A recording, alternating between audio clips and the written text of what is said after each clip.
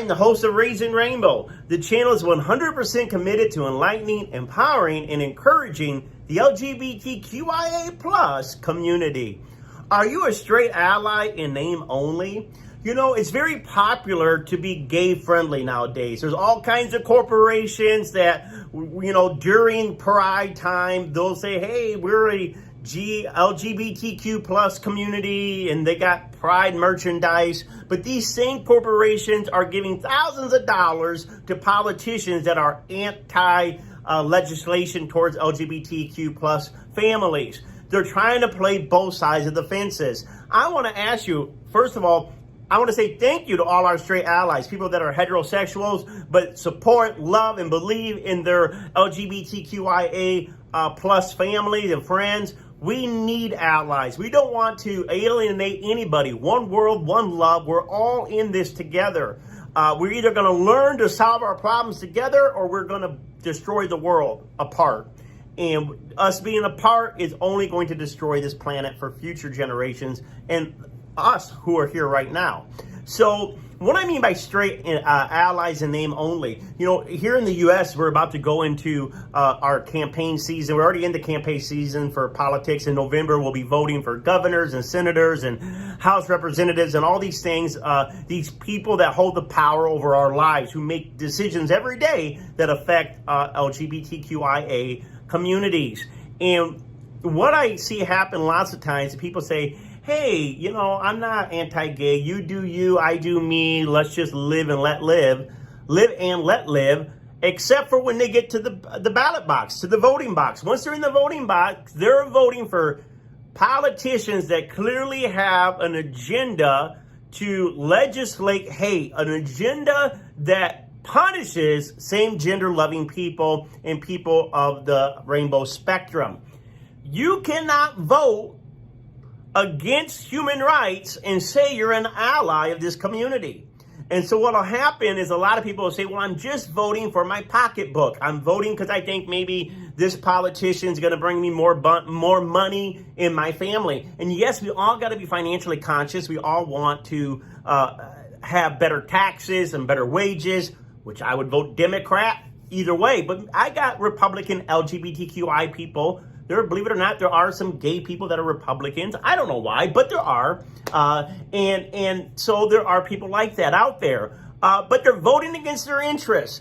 And I don't have a problem with, per se, straight people being Republican. I have a problem when they're voting for Republicans that are trying to break up marriage equality, that are trying to keep gay people from adopting, that are trying to take back rights from women. And so, yes, even if you could hypothetically get a little better outcome from a different politician financially, you know, to be a friend means I make sacrifice. To be an ally says I'm in this with you. There are some things more important than just, certain ideas economically or ideas about taxes. Bottom line, in the fight for justice, human rights, LGBTQIA rights, have to take a priority over your pocketbook. I said it. It has to take a priority over your pocketbook.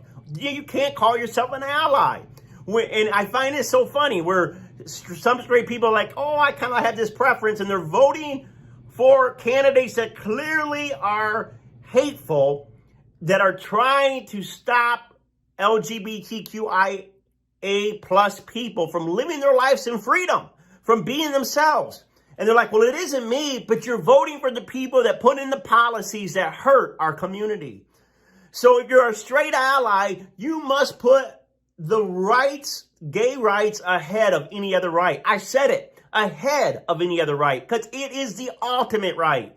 The ultimate right is the right to be who you are, wherever you are, all the time, unapologetically, unafraid, and know that you have every right just as anyone else. Whether you're in a red state, blue state, north, south, east, or west, human rights must trump every other decision at the ballot box. Once we get human rights that are enshrined in the Constitution, that women have a right to choose what happens to their bodies, that people have a right to choose who they're going to marry, that people have the same equal rights to medicine and healthcare and to every other benefit as their counter straight partners, straight people, until that is enshrined and can never be threatened by any politician, any legislative right-wing body.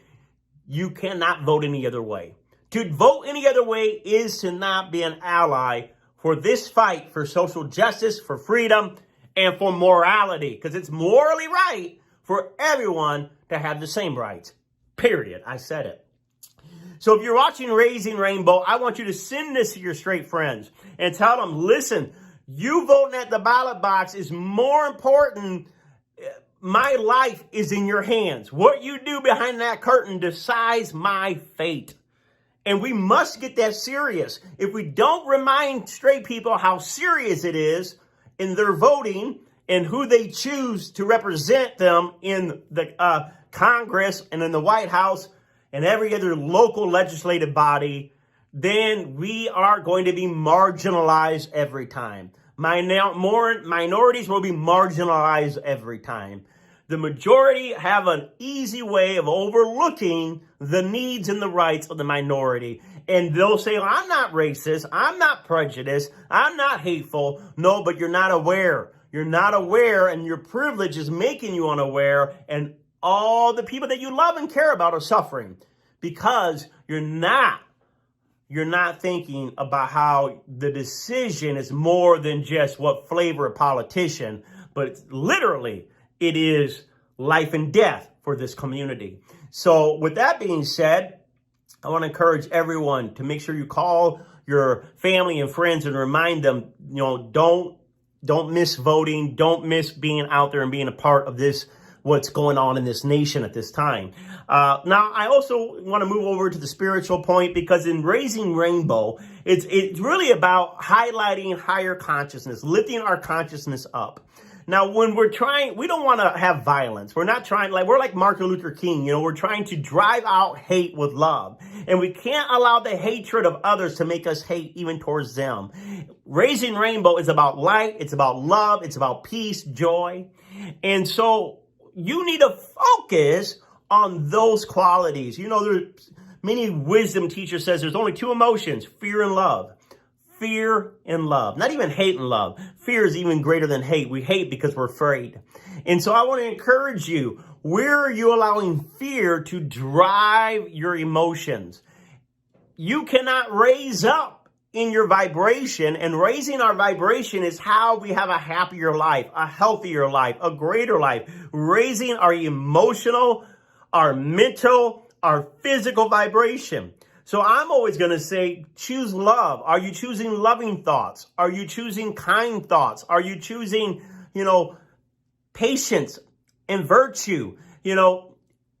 So many relationships are destroyed because of jealousy, destroyed because of envy and greed and fear. And you have to take a mental break sometimes and ask yourself, is the thoughts that I'm allowing to run through my head, are they really in the vibration of love, or are they in the vibration of fear? And if they're in fear, you have to begin to think higher, loving, kinder thoughts.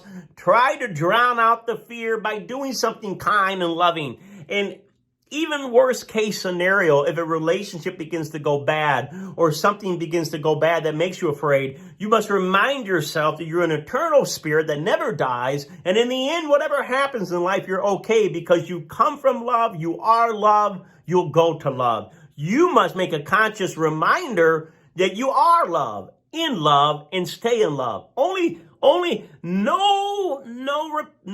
Nobody can pull you out of the vibration of love but your own fearful thoughts. I read a book one time and it said the only prayer you ever need to pray is, Lord, heal my fearful thoughts. Heal my fearful thoughts. Fearful thoughts about my health. Heal it. Let me think positive health. Fearful thoughts about my marriage. Heal it. Let me think about restoration, positive reconnection. And so this is a reminder that even when all this craziness is getting ready to go on with the voting, getting ready to go on in society, that you don't remain in fear. Fear can wake us up. I'm not saying we shouldn't be afraid of what these religious wingnuts are doing. But what I am saying is we can't remain in fear. We must move in love. Move in love that justice will prevail. Move in love that kindness will prevail. Move in love that, redemption and all these higher things will have a very big ripple effect. A ripple effect. Remember, when raising consciousness, it's not about having one big idea about love or one big moment of joy. It's about tiny little pebbles that you're putting into the consciousness of your mind. It's the little thoughts that you think daily that create the ripple effect that will become a crescendo of positivity. So, it's not just like on Sunday I'm going to think positive, but it's how can I think positive while I'm driving? How can I think positive while I'm lifting weights? How can I think positive while I'm at my job? You must train your mind to move towards love, to release fear, to release worry, to release stress. And ultimately, it's all in love's hand anyways. And you're going to die and transition some point in your life. There's nothing you can do to stop that. Every human being that is born will die. The question is, will you die well? Well, what's dying well? Does that mean not dying with a disease or dying when you're old? Dying well is that you've remained in love throughout the course of your journey on this planet. That you remain in not fearful thoughts, but in kindness towards yourself, gentleness towards yourself. Not allowing anger to propel you into speaking harshly or speaking. So many times we speak harshly before we know all the facts. So many times we speak rough before we know everything that is going on. And we're speaking rough because the fear has been playing in our mind for a while, and our mouth is just blurting out what's already been in there for a while. You need to not allow these negative things to dwell in your mind. Whether you got to do something physical to redirect that thought. I always tell people, challenge your thinking. You begin to fear something, challenge it. Is this really true, or is this just my paranoia? Is this really true, or is this just my upbringing kicking in and triggering me? And then tell yourself the opposite. What could go right? What will go right? And then do something physical. Clean the house, clean the garage, mow, do something physical to get out of your head and get into your body and know that you're in control of your decisions. We're in control of our own decisions. We're not always in control of the outcome. We're not always in control of anyone else, but we can control our own thinking process. We can control what emotions we foster, what emotions we want to grow, what emotions we want to dwell in. And it's not that hard. You're stressed, change the emotion. You're tense, change the emotion.